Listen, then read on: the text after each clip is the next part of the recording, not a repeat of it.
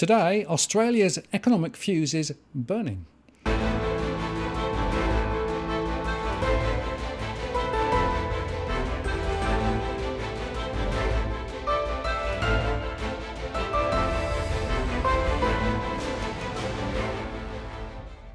Hello again, it's Martin North from Digital Finance Analytics, one of the latest posts covering finance and property news with a distinctively Australian flavour.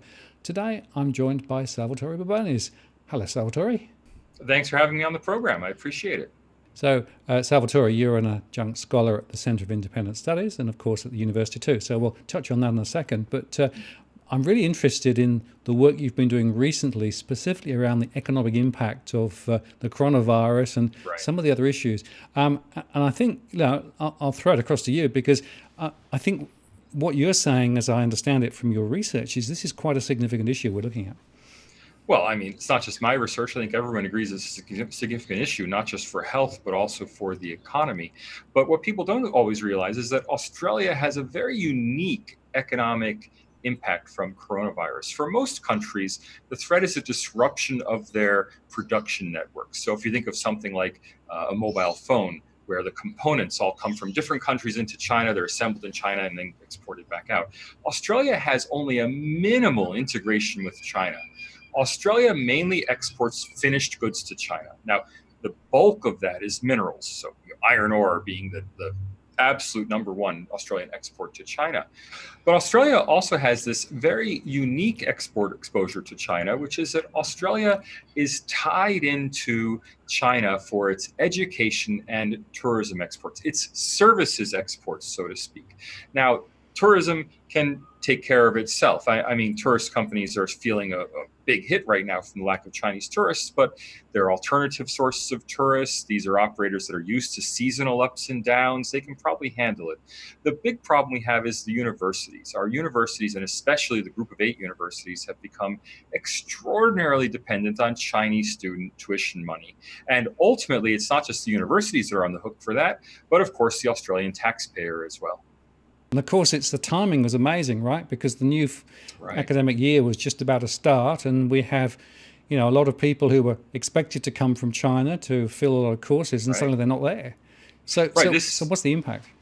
Well, first of all, this is the worst possible time of year. This is the beginning of our school year. For the Northern Hemisphere universities, it's not so bad. Their exposure is nowhere near as extreme as our exposure. And of course, for them, the winter holidays were the short holidays. Many Chinese students would have stayed over for the holidays.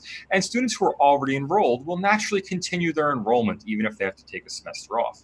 For us, the biggest revenue generator among Chinese students is our 1-year or 18-month master's programs, especially in economics and in management. And in those programs, they're just starting right now in March. And so we have students who should have come, new commencements in March, who are being put off for at least a semester. And if they're put off, the question arises, will they come at all? These are working professionals who've arranged a year off to do a upgrading degree of master's in management or master's in economics. If they don't take that year off, will they come next year?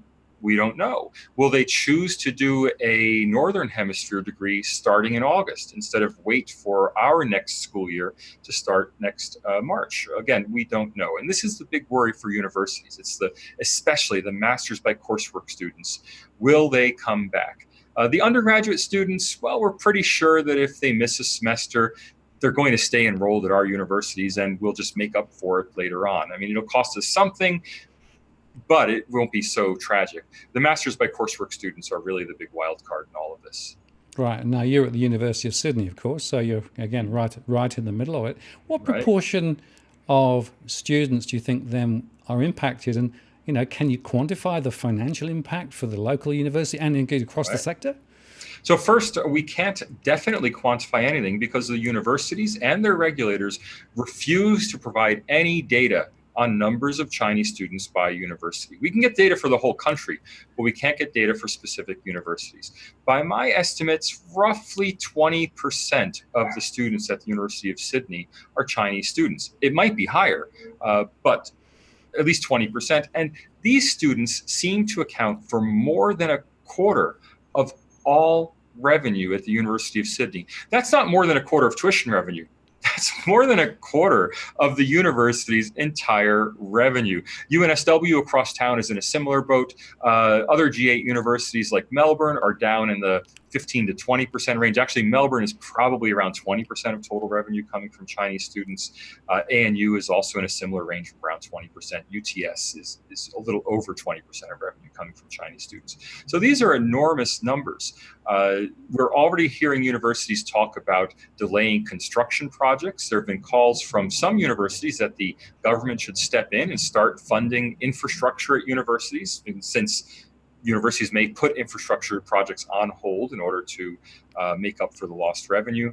The numbers are staggering. We're talking at University of Sydney something like 600 or maybe even more, $600 million a year in revenue from Chinese students, and $500 million more at UNSW and other top universities. Right, and I guess the other problem that universities have is there's a certain fixed cost element to their cost structures. Right. So even if you're not teaching, you're still paying for people's time. To what extent can they basically lay off, part-time people or temporary lecturers and those sorts of things, and how much is actually just locked in? Right. Well, of course, we don't have statistics on this, and the universities are certainly not letting out information on this.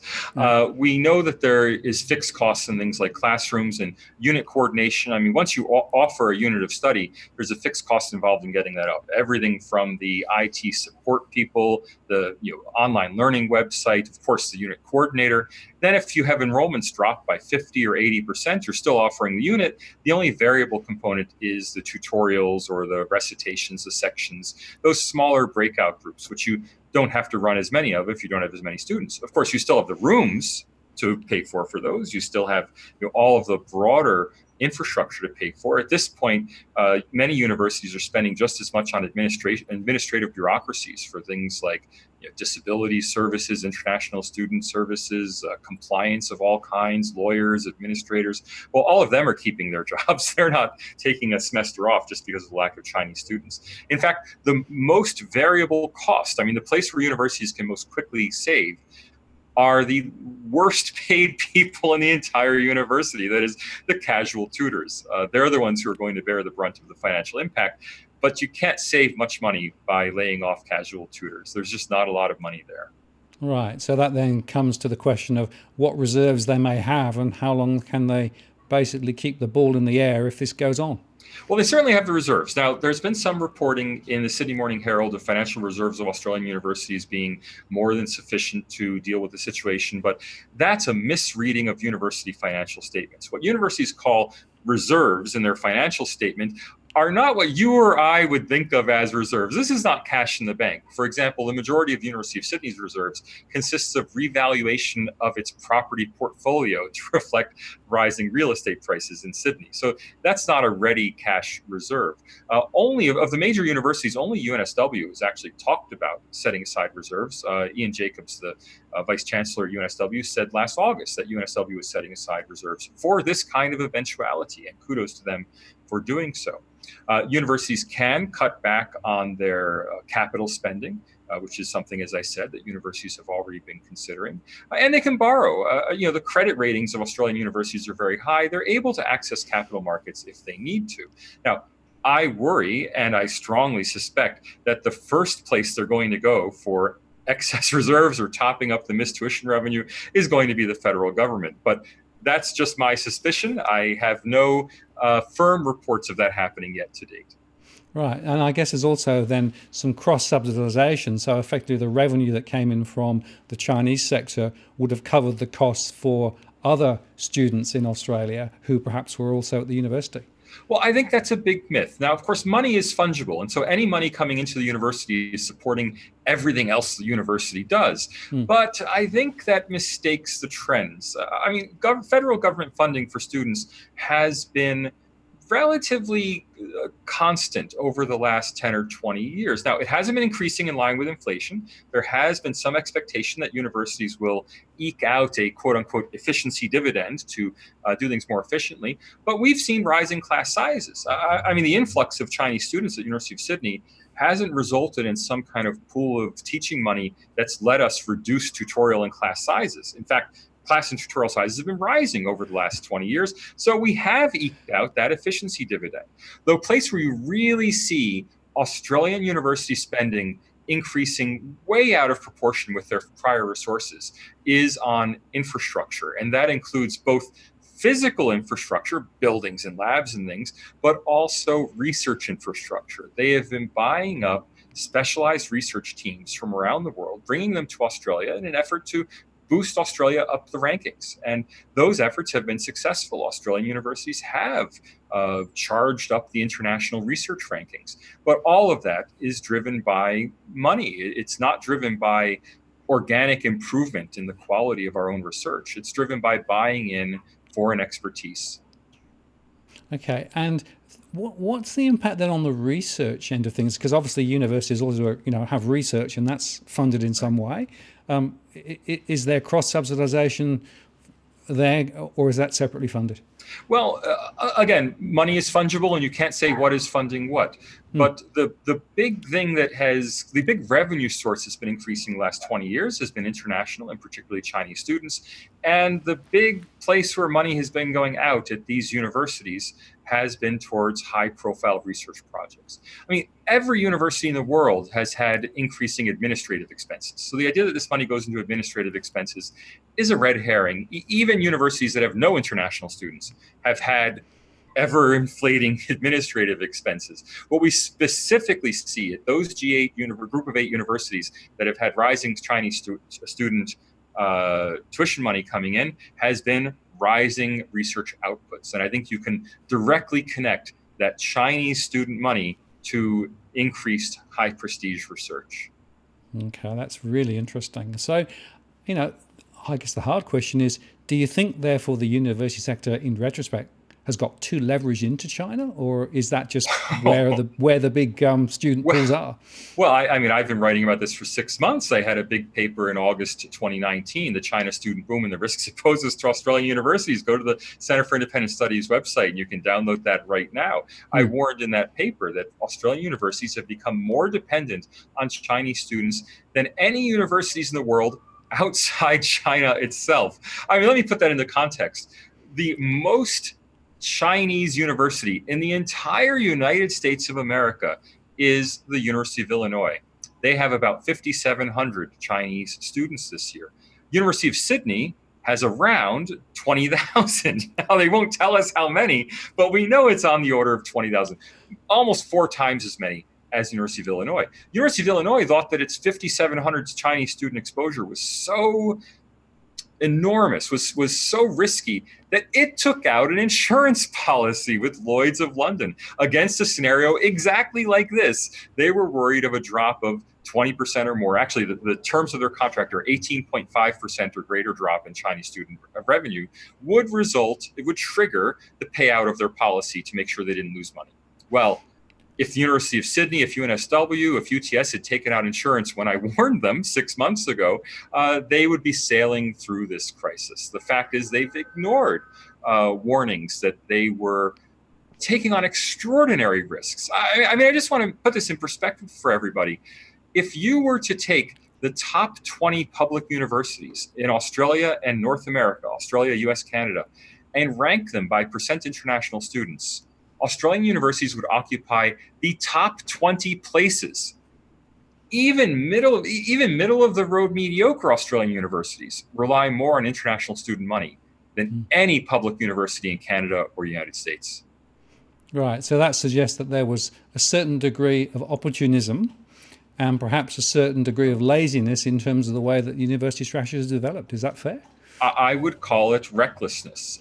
It is a moral hazard situation of heads I win, tails you lose, with the knowledge, with universities behaving full in the knowledge that if they succeeded in their gamble, if nothing went wrong and the money kept flowing in, they would look like gods who had, raised revenues, brought money into the country, raised research rankings. But if something went wrong, they could blame it on others and shift the costs. And I think what we're seeing now is the potential for Australian universities to try to shift the costs, whether to shift them onto government directly in the form of asking for a bailout, or even more worrying, lobbying the government to remove the travel ban, in which case the costs are borne by the health system, not by the university system. Yeah, well, I wanted to get to that because it seems to me that, we're focusing on the academic sector, but I think you could argue the same with regard to iron ore and coal exports and probably tourism as all very highly leveraged into China in particular.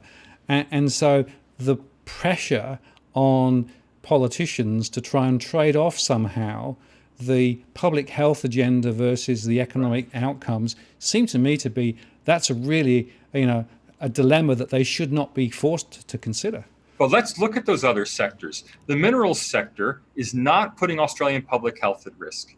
And in fact, if you're selling iron ore, you've got to sell to whoever's buying. And if who's buying is China, that's where it goes.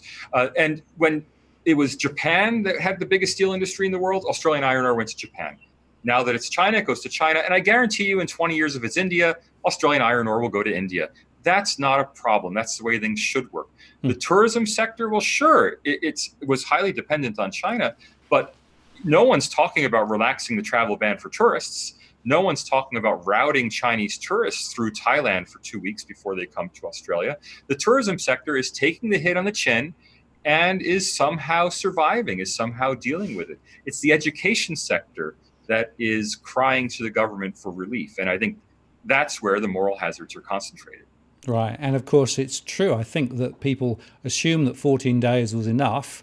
And some of the latest research that I've been reading suggests that maybe the gestation period and particularly the asymptomatic period is quite a lot longer. So therefore, possibly, parking somebody for a few days and then bringing them in is still creating great risk. So first, Australia's chief medical officer has dismissed that idea out of hand. On what evidence? I don't know. On the evidence that it would be inconvenient if the gestation period were more than 2 weeks. Second, even if it is a 2-week gestation period, is it appropriate to be encouraging thousands of students to hang out in Thailand for 2 weeks, a country that is a relatively poor country that's open to, very vulnerable to Chinese influence, that really has only kept its border open with China because the Chinese government has heavily pressured it to do so? Do we really want to see thousands of Chinese students stranded in Thailand where they may not be able to get the medical care they need if they in fact are sick? Third, there's a 2-week period in which people have to stay in a third country before they can come to Australia. But that's not a 2-week quarantine period. Chinese travel companies are selling package holidays just directly to Chinese Australian students so that they can go to Thailand, spend 2 weeks partying in Phuket, and then come to Australia. There's no need for medical supervision. There's no need for any kind of quarantine. When people say that they're being quarantined for 2 weeks in Thailand, that's a complete misnomer. They're simply existing for 2 weeks in Thailand with no monitoring whatsoever. And if they've been out of China for 2 weeks, they're allowed into Australia. I don't think anyone intentionally set up the policy with that in mind. But now that that route is open, universities are encouraging students to use it. In fact, University of Western Sydney, University of Adelaide, and now I hear University of Melbourne are all actually subsidizing students to go spend time in Thailand on their way to Australia. That's crazy. So, yeah, how do you think this is going to play out then? Do you think just more universities will, do the same thing and basically the government will look away and just say, well, that's okay? Or do you think, sense will prevail? What do you think? Well, sense will not prevail. The government has already confirmed that it is okay for students to take this route. Australia, now forgive me, you'll hear from my accent, I'm not Australian. Something I find frustrating as an American is the very lawyerly approach to policy in Australia. In the US, many people embrace much more of a principles-based approach to policy. We know the outcome we want, and we try to make the policy get to that outcome. In Australia, the law is a law. It's a law-abiding society. But if you can skirt around that law somehow, people will. And the government has done nothing to discourage the Thailand route. In fact, when it originally gave guidance on its website 3 weeks ago, it gave the example that students could go to Thailand for 2 weeks before coming to Australia. Now, that direct encouragement has since been removed. But look, ultimately Thailand is going to have to close its borders. In fact, other countries have started closing their borders with Thailand precisely because Australia is encouraging Chinese people to travel to Thailand. So Israel, for example, has now closed its air travel with Thailand. And I fully expect that if Australia continues down this route, and especially if Australia lifts its travel ban for students this Thursday, as it very well might, that countries like Israel and the United States will start imposing travel bans on Australia. So would you call this reckless? I already did call it reckless, and I'll say it again. Yeah. This is reckless behavior. I mean, Australia's government was among the first in the world to safeguard Australians by imposing a travel ban on China. That ban was successful. I mean, there were only 15 cases in Australia. Those cases were very quickly identified, isolated, and several of those people have now been cured of coronavirus. We should all be very proud of what Australia has done to protect the Australian population. But for the government to now say that because the epidemic is under control in Australia, we can relax the travel ban is mind-bogglingly illogical. I mean, the epidemic's under control in Australia, which is why we should maintain the travel ban, and if anything, tighten it, not loosen it and open it up. Yeah. So, Salvatore, one of the other questions I had was the Australian preparedness plan is meant to be there as the stopgap, the safeguard. What's your perspective on that? Oh, Australia has a detailed 56-page coronavirus preparedness plan that is nothing but 56 pages of platitudes. I mean, if you read it, and I encourage everyone to go download it and read it, because this is Australia's emergency response. It says absolutely nothing about quarantine procedures. It says nothing about designating hospitals as special reception points for coronavirus. It says nothing about what Australia would do if medical staff become infected with coronavirus. It says nothing about supplies of masks, which have become a big issue all across Asia. It simply does not prepare Australia for this virus. It is full of platitudes like Australia will ensure an equitable response. Australia will ensure that public communication inspires confidence, things like that, but nothing about specific detailed plans for what Australia will do to keep its population safe. I really encourage everyone to go have a look at the plan and decide for yourself whether this plan makes you feel safe or not. Well, I read this earlier on today, and my thought was exactly that. There's no real concrete actions. There's no real certainty. It's sort of flying at 50,000 feet. And right. Unfortunately, quite often in Australia, this is what we find. We've got a very superficial, everything's fine. But when you start asking hard questions about how's it going to be done, what are the critical issues that need to be thought through, there's nothing there. Well, there is one concrete recommendation, and that is that old age homes should encourage their patients to make end-of-life planning, to file their end-of-life plans. That's it, right? So if you're elderly, we want you to know, we want to know that you have everything settled for if you get sick, when do you want us to pull the plug? Beyond that, there's nothing. I mean, the lack of detail is staggering. And it's not surprising because this plan is really just a reissue with a little window dressing of Australia's epidemic flu plan. So this plan was originally intended for handling seasonal flu. It wasn't designed for a public health crisis of this scale. They've simply recycled the seasonal flu plan and added coronavirus to it. Well, those insights are pretty scary, but I think it's important people understand, and as you say, go and read the plan. We'll put a link in the comments below. Fantastic. I really appreciate your time today. Thank you so much, and I guess we'll watch and see how this plays out. All right. Thank you very much for talking to me. Thank you. So there you have it. Some very important messages from Salvatore there. And I think it just underscores again that perhaps we're being taken up the garden path a bit on this. I'm Martin North from Digital Finance Analytics. Many thanks for watching, and I'll see you again next time.